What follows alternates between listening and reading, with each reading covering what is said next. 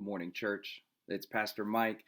This morning for our devotion, I wanted to share with you maybe an unexpected story from 2 Samuel chapter 7. It seems strange during this season of Advent to maybe go that far back into our Old Testament, but listen to this story of King David.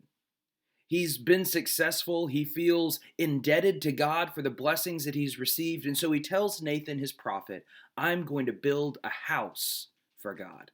God needs a temple. He's been living in a tent where the Ark of the Covenant has been. And at first, Nathan says, Go and do. This sounds great. The Lord is with you in whatever you do. But that night, God comes to Nathan in a vision. And he tells him, Who told you I need a house?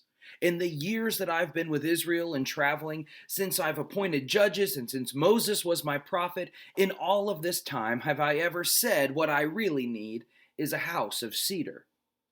And so God ends this correction of Nathan and David, and he says, You don't need to build me a house. Instead, go tell David, I'm going to build you a house, a dynasty which will last forever through all eternity, and upon your throne will sit a king forever.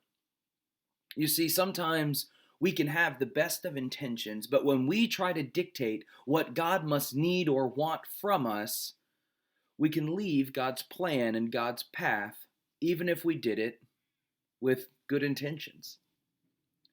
But God sets the standard and the expectations for how we live and how we act in response to Him. We don't have to come up with some creative Christmas present for God. Instead, what God wants from us is to act the same way that He's called us to, and like He does through the prophet Micah, to do justice, to love mercy, and to walk humbly with our God. That is all God wants from you or me today.